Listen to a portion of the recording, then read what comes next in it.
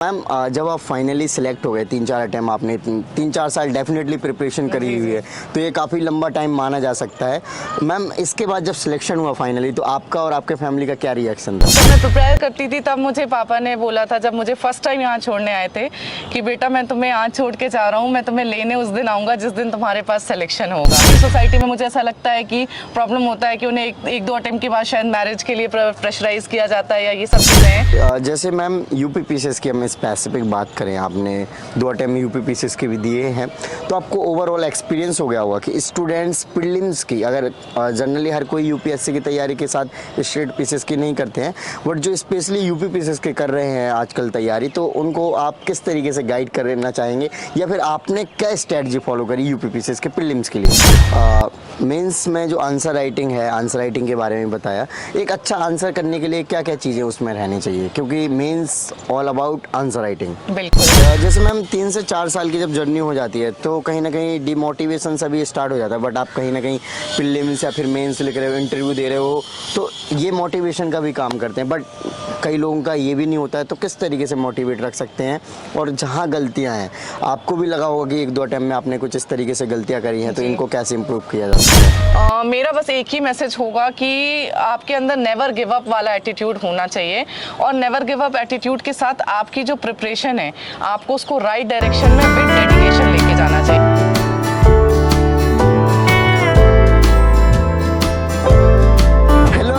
Welcome to student. So friends, अभी हमारे साथ हैं सेवी दुबे मैम, जिनका 3 रैंक के साथ डिप्टी जेलर यूपी पीसीएस में सिलेक्शन हुआ है, और आज हम मैम से जानेंगे कि मैम की क्या स्ट्रेटजी रही, किस तरीके से प्रिपरेशन करी। मैम ओल्ड राजेंद्र नगर में रहकर तैयारी करते थे, साथ ही साथ मैम ने यूपीएससी के भी अटैम्प्ट्स दिए हैं और यूपी पीसीएस भी दिया है, और भी स्टेट पीसीएस के एग्जाम दिए हैं, तो इन सब का एक्सपीरियंस जानेंगे क्या किस तरीके से यूपीएससी के अलावा आप अदर स्टेट पीसीएस के भी एग्जाम दे सकते हैं। सो मैम सबसे पहले आप अपना एजुकेशनल बैकग्राउंड बताइए। मैंने अपना बीएससी और एमएससी जो है मैथ्स के साथ किया है। अपनी स्टार्टिंग स्कूलिंग तो मेरी होम टाउन जो है जबलपुर एमपी में, वहाँ से ही हुई है।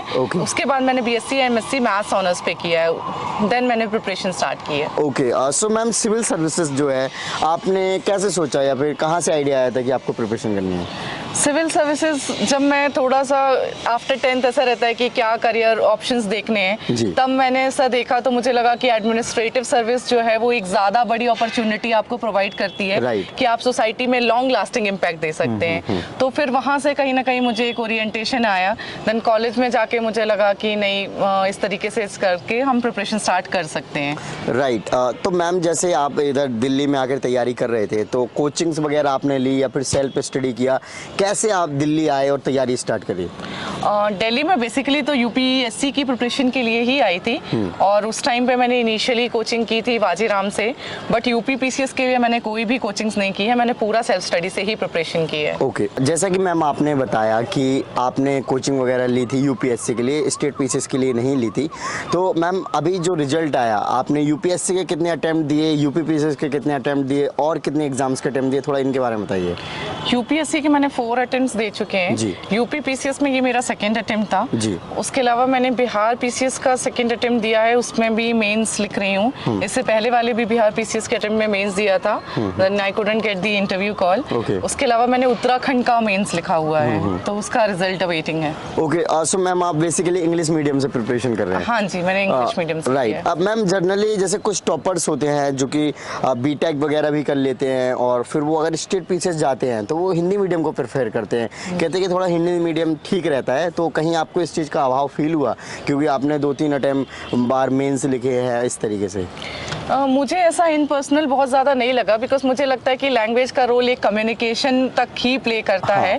अगर आप अपनी किसी भी लैंग्वेज से, मैंने पूरी स्कूलिंग अपना कॉलेजिंग सब कुछ इंग्लिश मीडियम से किया था, अब एकदम से वो ट्रांसफॉर्मेशन लाना कि हिंदी में सारा कर लूँ, मुझे लगता है कि उससे अगर आप अपनी बात को ही कन्वे नहीं कर पा रहे हैं तो वो कोई मतलब नहीं है। अगर आप जिस लैंग्वेज पे भी हैं, चाहे आपने हिंदी से किया है चाहे इंग्लिश से, अगर आप उससे इतने कंफर्टेबल हैं कि आप उसको अपनी बातों को एग्जामिनर तक ढंग से कन्वे कर सकते हैं, तो इंग्लिश या हिंदी कुछ भी हो, लैंग्वेज बड़ा बैरियर नहीं है मेरे हिसाब से। Okay ma'am, great.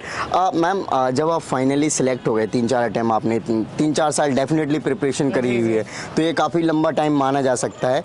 मैम इसके बाद जब सिलेक्शन हुआ फाइनली, तो आपका और आपके फैमिली का क्या रिएक्शन था? बस वो खुशी वाले आंसू थे स्टार्टिंग में मेरी आंखों में भी, और पेरेंट्स को कॉल करके बताया। मेरे मम्मी पापा की एनिवर्सरी थी उसी दिन। तो जब मैंने उनको रिजल्ट बताया तो उन्होंने बोला कि इससे अच्छा कुछ गिफ्ट नहीं मिल सकता था हमें एनिवर्सरी का तुम्हारे तरफ से। तो वो एक बहुत ही इमोशनल सा मोमेंट था। तो उस टाइम पापा ने मुझे एक दिन, मतलब जब मैं प्रिपेयर करती थी तब मुझे पापा ने बोला था, जब मुझे फर्स्ट टाइम यहाँ छोड़ने आए थे, कि बेटा मैं तुम्हें यहाँ छोड़ के जा रहा हूँ, मैं तुम्हें लेने उस दिन आऊँगा जिस दिन तुम्हारे पास सिलेक्शन होगा।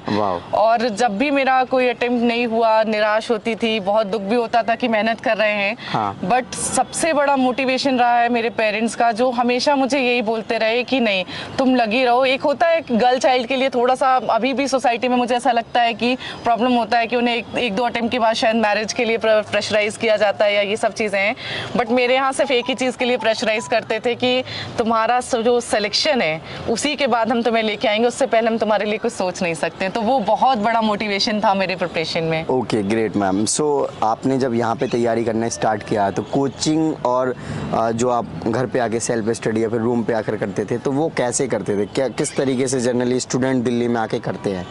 देखिए, मैंने यूजुअली, मुझे लाइब्रेरी में पढ़ना पसंद था। मुझे लगता है कि आपको एक एनवायरनमेंट मिल जाता है जहाँ पे आप थोड़ा डिसिप्लिन्ड होके बैठ सकते हैं। रूम में तो इंसान कुछ मोबाइल चलाने लगेगा या फिर कुछ, तो मुझे ऐसा था। तो मैंने कोचिंग के बाद मैं लाइब्रेरी जाती थी एंड मेरा जो मोस्टली टाइम रहता था वो लाइब्रेरी में निकलता था। वहाँ पर ही बैठ के मैंने अपना नोट मेकिंग किया और जो भी कोचिंग से पढ़ के आती थी फिर उसको सोचती थी कि लास्ट प्रीवियस ईयर्स पेपर से देखूँ कि कहाँ उसका क्या यूज़ है, क्या मुझे कुछ और उसमें ऐड ऑन करना है, और इस तरीके से अपने नोट्स बना के दोनों को बैलेंस करके फिर मैंने अपनी प्रिपरेशन की है। ओके, जैसे मैम यूपी पीसीएस की हम स्पेसिफिक बात करें, आपने 2 अटेम्प्ट यूपी पीसीएस के भी दिए हैं, तो आपको ओवरऑल एक्सपीरियंस हो गया होगा कि स्टूडेंट्स प्रीलिम्स की, अगर जनरली हर कोई यूपीएससी की तैयारी के साथ स्टेट पीसीएस की नहीं करते हैं, बट जो स्पेशली यूपी पीसीएस के कर रहे हैं आजकल तैयारी, तो उनको आप किस तरीके से गाइड करना चाहेंगे या फिर आपने क्या स्ट्रेटजी फॉलो करी यूपी पीसीएस के प्रीलिम्स के लिए? देखिए, मुझे ऐसा लगता है कि किसी भी इस प्रिपरेशन में तो खासकर प्रीलिम्स सबसे बड़ा एक स्टेप है, बिकॉज इतना बड़ा एलिमिनेशन कहीं और नहीं। अगर आप देखें तो 3 लाख बच्चा प्रीलिम्स लिख रहा है और 4000 जस्ट मेंस लिखे थे इस बार। तो इतना बड़ा एलिमिनेशन और किसी लेवल पे नहीं होता। तो प्रीलिम्स सबसे ज़्यादा क्रूशियल रोल प्ले करता है कि आप आगे की तरफ कैसे जर्नी लेके जाएंगे। और इसमें मुझे लगता है कि आपको एग्ज़ाम का जो डिमांड है और एनालिसिस है वो बहुत अच्छे से होना चाहिए कि किस सेक्शन से आपके क्वेश्चंस आते हैं। पीवाईक्यू को आप देखें कि क्या किस तरीके के क्वेश्चंस हैं जिसमें मुझे फोकस करना है।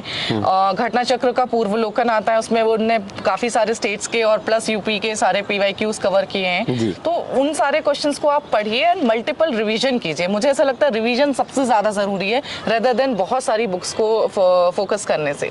ओके, जो घटना चक्र है, तो क्या प्रीलिम्स के लिए घटना चक्र सारे सब्जेक्ट के सफिशिएंट है?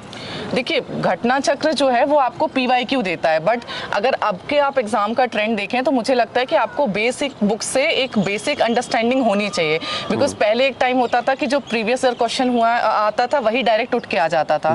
अब लेकिन थोड़ा सा ट्रांसफॉर्मेशन आया है जहां वो क्वेश्चंस को थोड़ा बहुत घुमाते फिराते हैं एंड उन चीज़ों के लिए मुझे ऐसा लगता है कि आपको एक बेसिक अंडरस्टैंडिंग होने की ज़रूरत है बुक्स से। ओके, तो जैसे मैम आपने बुक्स को पढ़ा, घटना चक्र को पढ़ा, साथ ही साथ टेस्ट सीरीज वगैरह भी लगाई। पीवाईक्यू की तो आपने इंपॉर्टेंस की बात करी है, तो टेस्ट सीरीज वगैरह भी स्पेसिफिक यूपी पीसीएस के लगाए?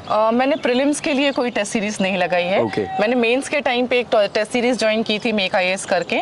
उसके अलावा मैंने प्रीलिम्स में कुछ भी नहीं, मैंने बस पीवाईक्यूज करती रही हूँ और बस ये इंश्योर करती रही कि सारा, बाकी बहुत लोग लगाते भी हैं और मुझे उसमें कुछ गलत नहीं लगता, क्योंकि मैं यूपीएससी की भी टेस्ट सीरीज लगा रही थी। तो मुझे ऐसा लगा कि वो वाला जो होता है कि एक रियल टाइम फ्रेम में आप किस तरीके से उस चैलेंज को एड्रेस कर रहे हैं कि आप क्वेश्चंस कर पा रहे हैं, वो मेरा हो गया था, इसलिए मैंने टेस्ट सीरीज नहीं की थी। ओके, जैसे मेंस के बारे में आपने बताया, तो प्री और मेंस दोनों की साथ में प्रिपरेशन होती है या फिर अलग अलग करनी चाहिए?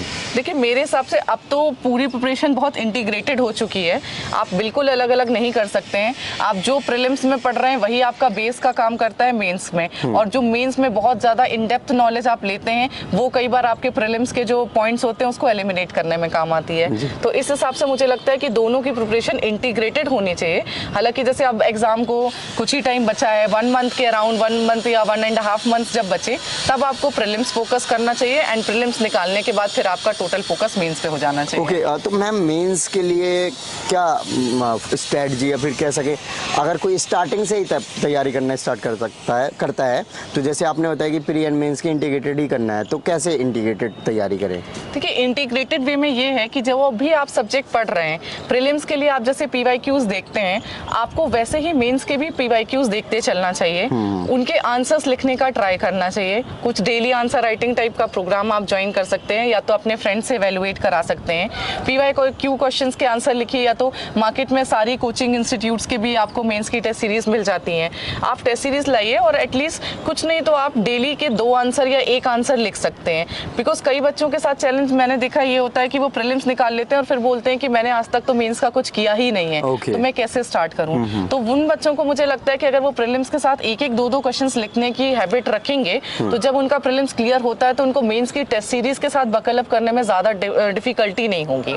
ओके, मेंस में जो आंसर राइटिंग है, आंसर राइटिंग के बारे में बताया, एक अच्छा आंसर करने के लिए क्या क्या चीज़ें उसमें रहनी चाहिए, क्योंकि mains all about answer writing. बिल्कुल, मेरे हिसाब से एक अच्छा आंसर राइटिंग के लिए आपको क्वेश्चन को समझना बहुत ज़्यादा ज़रूरी है कि आपको क्वेश्चन क्या पूछना चाह रहा है। सिर्फ ये नहीं कि आपने जो बुक में पढ़ा है या कहीं मटेरियल में पढ़ा है आप उस चीज़ को एज इट इज़ कॉपी कर दें। उसके अलावा आपके आंसर्स को फैक्चुअल मतलब फैक्ट्स जो होते हैं उसके साथ होना चाहिए, जो करंट के एग्जाम्पल्स हैं वो आपके आंसर्स में होना चाहिए।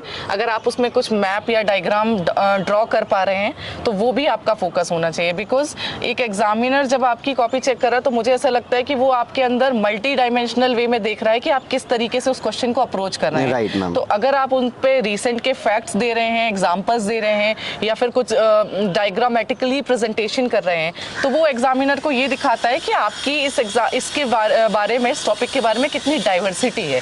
तो ये सारी चीज़ें आपके आंसर राइटिंग में होनी चाहिए मुझे लगता है। Okay, ma'am generally current affairs की बात हर कोई करता है कि करंट अफेयर्स, अब जैसे यूपीएससी के लिए तो PT 365 जनरली फॉलो करते हैं, बट यूपी PCS के लिए क्या करना चाहिए, या फिर ये PT जो 365 है वो भी चल जाएगा? देखिए, PT 365 मुझे ऐसा लगता है कि यूपी PCS के लिए कुछ क्वेश्चंस तो आप कह सकते हैं बट पूरा एड्रेस नहीं करती, बिकॉज इसमें बहुत फैक्चुअल लेवल पे करंट अफेयर्स आता है। तो मैंने तो उसके लिए एक ई-दृष्टि करके मैगजीन आती है, मैंने उसको पढ़ा था। और फिर बहुत सारे कोचिंग इंस्टीट्यूट्स हैं जो अपने लास्ट में 6 महीने के करंट अफेयर्स का ऐसा वीडियो करके निकालते हैं। तो आप इस तरीके के वीडियोस देख लीजिए और उसमें आपको जो लग रहा है कि जो क्वेश्चन ई-दृष्टि में मिस हो गया, आप उसको कहीं नोट करते चाहिए, तो ओवरऑल इससे आपका करंट अफेयर्स कवर हो जाता है। जी, ओके। सो मैम, जो NCERT है, क्या NCERT पढ़ना सब जरूरी है इस एग्जाम के लिए, या फिर बिना NCERT के भी किया जा सकता है? देखिए, मुझे लगता है कि NCERT एक बेस बनाने के लिए बहुत अच्छी बुक्स हैं, बिकॉज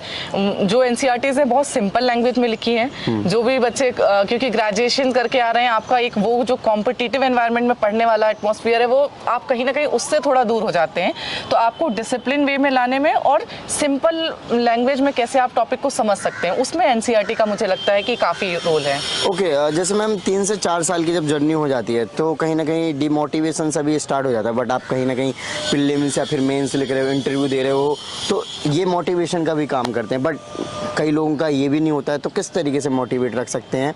और जहाँ गलतियाँ हैं, आपको भी लगा होगा कि 1-2 टाइम में आपने कुछ इस तरीके से गलतियाँ करी हैं, तो इनको कैसे इम्प्रूव किया जा सकता है? देखिए, मुझे ऐसा लगता है ना कि एक बार ना होने में बच्चे के अंदर डर आ जाता है। अगर वो अपने डर को अपने स्ट्रेंथ पे बदल दें तो वो बहुत अच्छे से एग्जाम को निकाल सकते हैं। हाँ। आप इस चीज़ से डर जाते हैं कि 200 वैकेंसी आई है, आप उसको उस तरीके की स्ट्रेंथ बना सकते हैं कि मुझे एक ही सीट चाहिए है। इस बार भी जैसे जब 4000 मेंस लिखे थे और मुझे पता चला कि सिर्फ 450 लोगों का इंटरव्यू कॉल आना है, तो मुझे मेरे मन में सिर्फ एक चीज़ थी कि मुझे सिर्फ एक सीट चाहिए है। तो मुझे ऐसा लगता है कि आपको ना अपने डर को ओवरकम करने की ज़रूरत है। ऐसा नहीं है कि ये एग्ज़ाम कुछ बहुत ज़्यादा आपसे चैलेंजिंग डिमांड करता है, आपसे डिसिप्लिन डिमांड करता है, आपसे पेशेंस डिमांड करता है और आपसे नेवर गिविंग एटीट्यूड डिमांड करता है कि अगर आपको कुछ दिक्कत हो रही है, क्योंकि मैं एक चीज़ पे बिलीव करती हूँ कि you have right to action but you don't have right to result. Right, ठीक है, तो आप एक्शंस करते रहिए, रिजल्ट में अगर कुछ दिक्कत आ रही है तो आप उसको अमीर को एनालाइज करके दूर करते चलिए।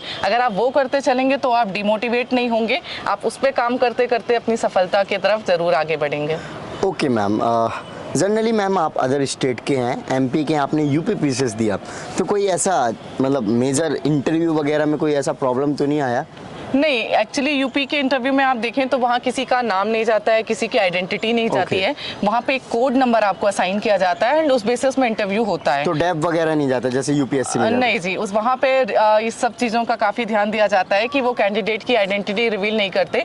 जो भी आपका क्वालिफिकेशन है, आपका हॉबी है, वो बोर्ड आपसे पूछता है, बट वहाँ पे ऐसा स्टेट का कुछ नहीं है। हालांकि आपको उनको आपकी एजुकेशन क्वालिफिकेशन अगर आपकी स्टेट से है तो पता चल जाता है, बट फिर भी अगर मैंने रैंक लाया तो वो अपने आप में ये सिद्ध करता है कि वहाँ पे इस तरीके का कुछ डिस्क्रिमिनेशन नहीं है। राइट, ऑब्वियसली ये सही चीज़ भी है एक प्रकार से, क्योंकि अगर अदर स्टेट के हैं तो मे भी थोड़ा पार्शियलिटी होने लग जाए। जी, मुझे सही भी लगता है जी। ओके, जनरली जब तैयारी करते हैं तो आप भी जब घर जाते होंगे या फिर जो भी आपसे पूछते होंगे, आपके रिलेटिव पूछते होंगे कितने घंटे पढ़ते हो आप, ऐसे कुछ तो होगा, और आप कितने घंटे पढ़ते थे और क्या शेड्यूलिंग बनाते थे कि आज अगर हम एक महीने का प्लान बनाया है कुछ इस तरीके से कि आज ये सुबह मॉर्निंग शिफ्ट में ये पढ़ना है, इवनिंग में ये पढ़ना है, किस तरीके से रहता है? देखिए, मैं वीकली शेड्यूल पे मतलब डिपेंड करती थी, और मुझे लगता है शेड्यूल मेकिंग बहुत ज़रूरी है आपको डिसिप्लिन रखने के लिए। राइट, ठीक है, तो उस तरीके का मेरा रहा है, और मैं एक दिन पूरा सब्जेक्ट एक ही दिन नहीं पढ़ सकती, मुझे एटलीस्ट एक दिन में 2 सब्जेक्ट्स चाहिए हैं।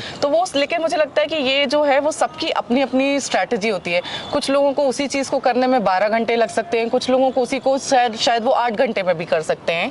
तो मेरे हिसाब से इस पे किसी को भी फॉलो नहीं करना चाहिए ब्लाइंडली कि कोई टॉपर है वो इतना पढ़ रहा है तो मुझे इतना पढ़ना है। मैं यही कह सकती हूँ कि सबका अपना एक पेस है, सबकी अपनी जर्नी है, बस आपको अपना एक शेड्यूल मेंटेन करना चाहिए कि अगर मैंने सोचा है कि मुझे 1 वीक का डेडलाइन है कि इसमें मुझे पॉलिटी खत्म करना है, या फिर 10 डेज हैं जिसमें मुझे हिस्ट्री करना है, यू मेक श्योर कि आप उस चीज़ को कवर करते चलें। ओके, जैसे आप डेज बता रहे हो तो इससे ये समझ आता है कि हमें कितने टाइम में पढ़ना चाहिए। तो जनरली यूपी पीसीएस की कोई तैयारी कर रहा है तो कितने टाइम फ्रेम में कंप्लीट सिलेबस कवर किया जा सकता है ठीक ठाक? ऐसे कई लोग होते हैं कि बहुत उनके पढ़ने की अच्छी स्पीड होती है, फिर कह सकते हैं कि उनको ज़्यादा अंडरस्टैंड होता है, बट कई लोग थोड़ा सा स्लो तरीके से पढ़ते हैं, तो दोनों के लिए एक एवरेज बताइए आप। देखिए, मुझे लगता है एक एवरेज 1 ईयर बहुत अच्छा टाइम होता है प्रिपरेशन करने के लिए। उसमें आप तीनों लेवल पे बहुत अच्छे से प्रिपेयर कर सकते हैं। प्रीलिम्स जब पास आता है तब आपको 2 महीने नो डाउट डेडिकेटेडली प्रीलिम्स के लिए चाहिए होता है, और मेंस भी जब आपका एग्जाम आता है तो आपको 3 महीने उसमें प्रॉपर जाते हैं। बट उसके अलावा भी जब अगर जैसे किसी का प्रीलिम्स नहीं होता है तो उस टाइम पे उसको वो जो 3-4 महीने हैं वो प्रॉपर अपनी मेंस की प्रिपरेशन के लिए देना चाहिए। तो उसमें क्या होता है कि नेक्स्ट टाइम के लिए जब वो अटेम्प्ट के लिए अपीयर करता है ना, तो उसका एटलीस्ट मेंस का बेस बन जाता है। तो मुझे लगता है कि अगर आप 1 साल को अपना बहुत फ्रूटफुल वे में यूज करें तो आप सिलेक्शन ले सकते हैं। ओके, बुक्स की बात करें तो इम्पोर्टेंट बुक्स बताइए कौन कौन से रखने चाहिए, साथ ही साथ जो नए 5 और 6 जो पार्ट ऐड हुए हैं तो उनके लिए भी कुछ रिसोर्सेज बताइए। ठीक है, बुक के लिए जाया जाए तो मैंने पॉलिटी लक्ष्मीकांत से की हुई है, इकोनॉमिक्स के लिए मैंने मृणाल सर के नोट्स पढ़े हुए हैं, एनवायरनमेंट के लिए मैंने शंकर आईएएस करके एक बुक आती है वो पढ़ा हुआ है, ज्योग्राफी के लिए एनसीईआरटी, एंशिएंट और मिडिवल के लिए एनसीईआरटी, मॉडर्न हिस्ट्री के लिए मैंने स्पेक्ट्रम किया हुआ है, घटना चक्र ये तो प्रीलिम्स का था।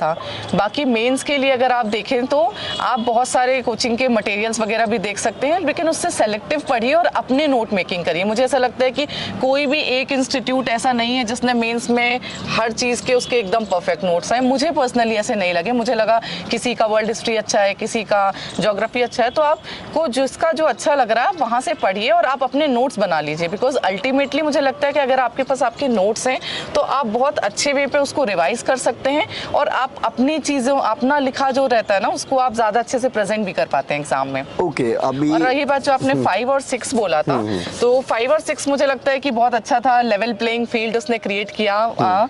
उसके लिए अगर आप पहले तो सिलेबस देखिए, यूपी पीसीएस ने बहुत अच्छे से सिलेबस डिफाइन किया हुआ है, एंड रिसेंट में मैंने उसके लिए बहुत ज़्यादा गवर्नमेंट वेबसाइट का यूज़ किया है यूपी की, और उनका फेसबुक चैनल भी अगर आप देखेंगे यूपी गवर्नमेंट का, वो बहुत शॉर्ट में डेटाज देते हैं।